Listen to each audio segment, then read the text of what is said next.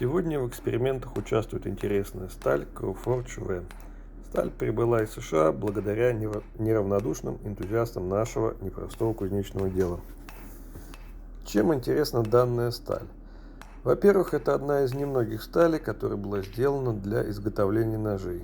Причем не просто для ножей, вырезанных из полосы, а именно для кованых ножей.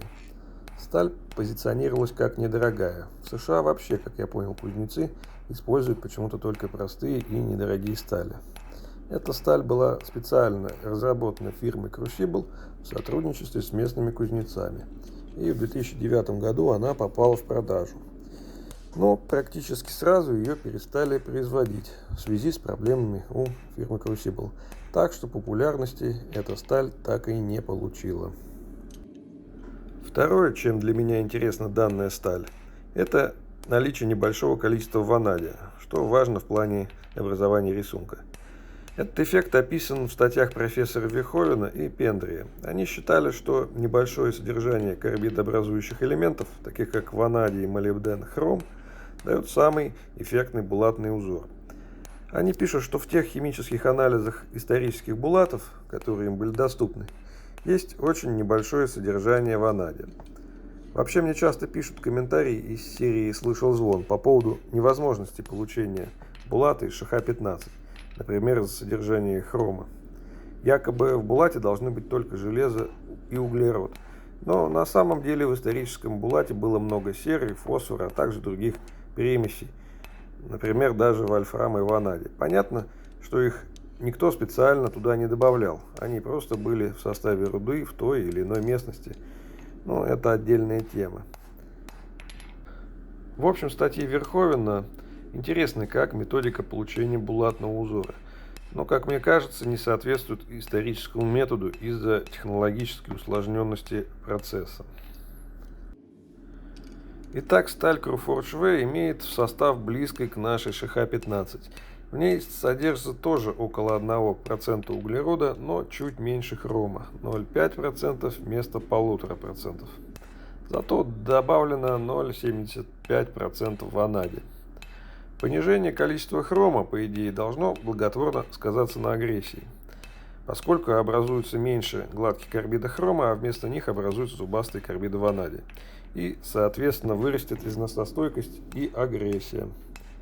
Поскольку для этой стали опять нет нормальной техкарты, то я буду делать термообработку в соответствии с моими наработками для ШХ-15. Я попробовал два вида отжига и провел низкотемпературную ковку около 100 циклов. Результат получился приблизительно одинаковый, это 2,3, 2,5 эталона, что выше среднего показателя для ШХ-15 на 60%, что, конечно, очень ощутимо. Думаю, что если подобрать свои режимы, то этот результат можно еще немного улучшить на 10-15%. Агрессия реза у Crawforge V действительно оказалась немного выше, чем у ШХ-15. Но, возможно, ударная вязкость окажется чуть ниже, но это не сильно заметно. Результат по резу на пеньковом канате сравним с показателями стали типа Х12МФ. Причем сложность и требования к термообработке у Crawforge V гораздо ниже. В общем, эта сталь мне понравилась своей сбалансированностью. Именно так должна быть сделана сталь в идеале, а именно как сталь спроектированная непосредственно под свою задачу, а именно под ковку. Но есть некоторые минусы. Для меня это отсутствие рисунка, что сильно снижает интерес. Возможно, если ковать не из полосы, то рисунок может появиться, но такой возможности нет. Да и не похоже, что в этой стали он будет. Сталь слишком качественная, структура очень мелкая и равномерная, в отличие от нашей волокнистой ШХ-15. И второй минус: эта сталь уже не выпускается, а заказывать остатки из США смысла особого не имеет. Для России эта сталь не имеет никаких перспектив, так как с повышением уровня стабильности никто из наших мастеров аналог ШХ-15 покупать не будет ни за $5, ни за $2, будь он хоть в 3 раза лучше, так как подшипники можно найти бесплатно. А те, у кого деньги еще остались, эту сталь не купят, так как ШХ-15 это не круто. Поскольку все по-прежнему выбирают сталь для ножа, по раскрученности марки, химсоставу и твердости, а не по режущим свойствам. Сталь какая? Я знаю. Говори. Значит, рассказываю страшную историю. Сталь американская, но наш уважаемый мастер Евгений Испортил? Литвин внес в нее структурные изменения. Поэтому... Но это сталь-то все равно же американская. Нет, да, сталь американская. Подождите, откуда в российском троллейбусе американская сталь? Вот так, что за сталь-то хоть? Еще раз объясняю. Американская! Марка есть у нее? Нет у этой стали марки. Как еще раз? Круфорс В. Все.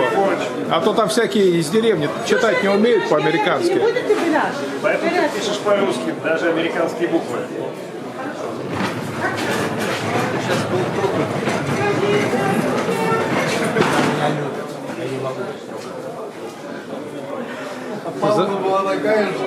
Заметил, какой сегодня хороший виски, он никого ни разу в жопу не послал. Как в прошлый раз. Не почему посылал, я Видел? Ты видел? Че, испортил? 0,05. Это сегодня лучший результат. по оплате. Американская же сталь. Нет, просто ребенок родился, он даже пиво не пьет. Он пьет, просто мы ему не помогаем. А ну видишь, как он режет, смотри. Ух. Ух. А что такой кончик тонкий сделал? Ваня, кончик у всех разные. Ну вот у него Не тонкий. придирайся. Надо, чтобы можно было им гвозди забивать.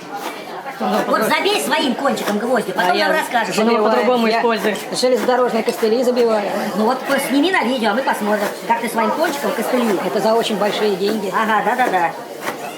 А у тебя их никогда не было. Тут спорить не буду. Мелких нет, а крупных и не было. Началось опять в колхозе утро.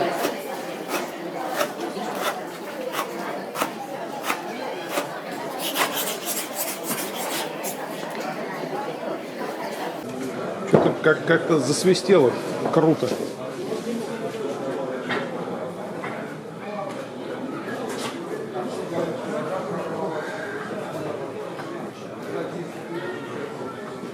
Два и 3 даю. 2,9. Познался. Это ты из вредности сказал. Я могу. Не имею права. Ром, сегодня твой пока лучший нож показал, 2,5. 2,1. Это какой? Самый первый. Это чего за нож-то у него там? Какой нож там? Третий. А? Третий. А, третий. У него динамика такая. Они все 300 отрезали в итоге. Просто все резали по-разному. Вот этот, по-моему, самая лучшая динамика. Он и на роге лучше всех, кстати. Да? Да. Тогда вообще, Рок самый лучший у него. тогда вообще шикарно. Но при этом он, видишь, режет мягко, как бритва. То есть, Не, ну он видно, как то есть ты уже резанул, а еще не понял.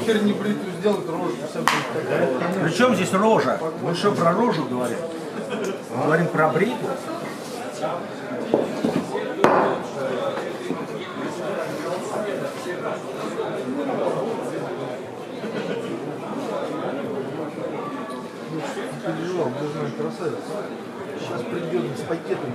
С картинами. обещанные деньги еще должна остаться. Рома, Сейчас Сбербанк онлайн перевести ж можно. Налички нет, предусмотрел. А тут многие это самое онлайн принимают. Карточку надо лимит поставить. Да нам не ставить на карту. Пока вот видишь бухгалтер у меня кто. Бухгалтера у тебя нет, он тебе сейчас лимит наставит везде. 4,3. 100 резов. Нет у меня бухгалтера. Будешь потом на сало деньги просить. товарищ в Австралии был, тоже звонил, взял, говорит, мне карточку в парикмахерскую. Я, говорит, пошла в ближайшую, самую дорогую, говорит, надо у меня собрать. Мне, говорит, смс приходит $200, $300.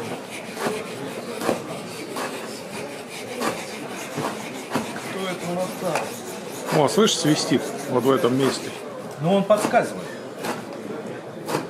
Ну, он что-то вот на подъеме свистит прям.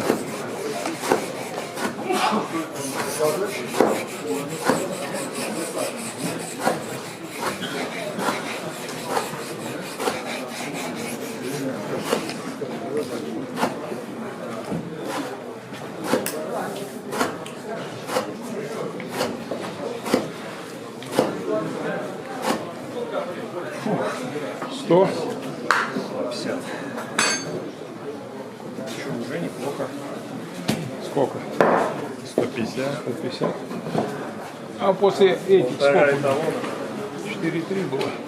Ну, еще не полтора. Дорезу до 90. 90. Скользит, Жень. Американцы поднасрали опять. Чуть больше. Англичанка постоянно глядит.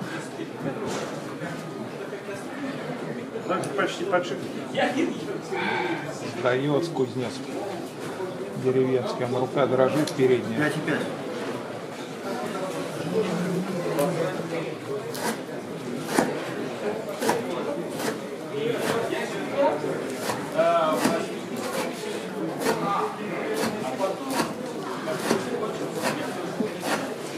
Но ты, Ром, ориентировочно доволен своими клинками?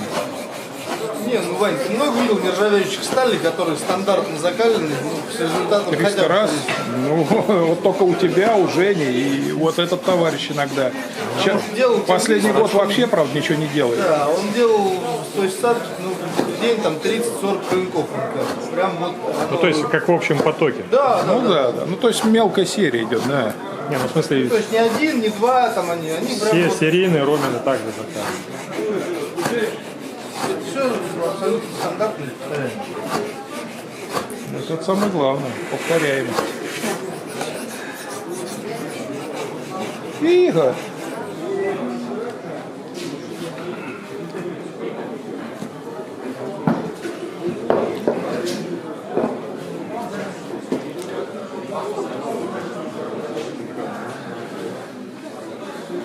Он зубастенький, Сарик. Он говорит, наоборот, скользит. Блин. Заточился. Он затачивается. 200 резов, 6 килограмм. Кто бы мог подумать. Кто бы мог подумать. Он ее еще как-то обозвал там, эту сталь, не поймешь, не запомнишь и не А он выиграешь. свежий остывший. А ты записал сталь, как называется? Игорь, Че? записал, как сталь называется? Записал. Но это не название стали. Не, ну источник, хотя бы исходник. Название стали. Это не Исходник. название стали. Да, название. Не название. Название. Нет, не название. Ключевская сталь. Я тебе пришлю ссылку, что это не название стали. А что, это вероисповедание? Да. Это прозвище. Как он там, Круфо? Лучше не повторять. А еще буковка какая-то была у него, Круфо. Была. Это наша Х-12МФ. 36. Не, ну режет она не как А12. Там 11% углерода. Все. И больше ничего? Ванадичек. Чуть-чуть это сколько? 5%. Ну, а в этом-то... А12 там сколько? Там вообще 0,4, по-моему. Кого? Х-12Ф1 0,8. А в этой 0,4, по-моему, в обычной. МФ.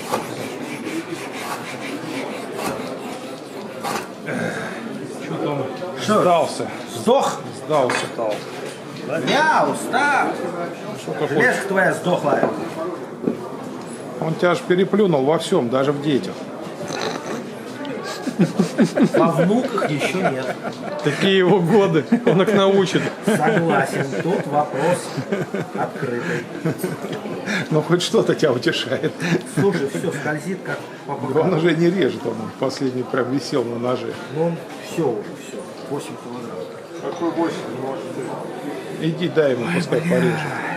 Иди смотри. Не, лучше в карман положи, будет.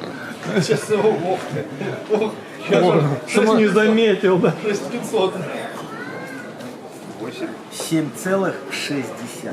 Видишь, 0,4 скостили. Это только за намек.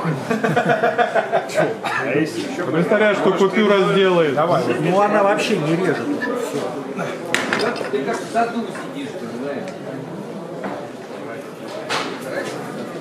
Под вывертом. Так, так себе. четверочка. А тут слетело, страшно. Слетело. Не втыкается, не втыкается. Но покрошился. Но не сильно. Только я вижу, больше никто не видит. Просто как неуловимый Джо, больше никто Да, не да, смотрит. да. Он когда его нож начинаешь ему косяки показывать, он их не видит. А здесь, да, здесь невидимые видят. Небольшие загибы с очень маленькими отводами. Ну прям очень маленькие. Ну, кроме меня, говорю, никто не видит. Женя, и мне посмотреть. Ну да, очень маленький. Рома, сравни с вас. Ну что, да и так, созреть. Что, вот 2,5 талона?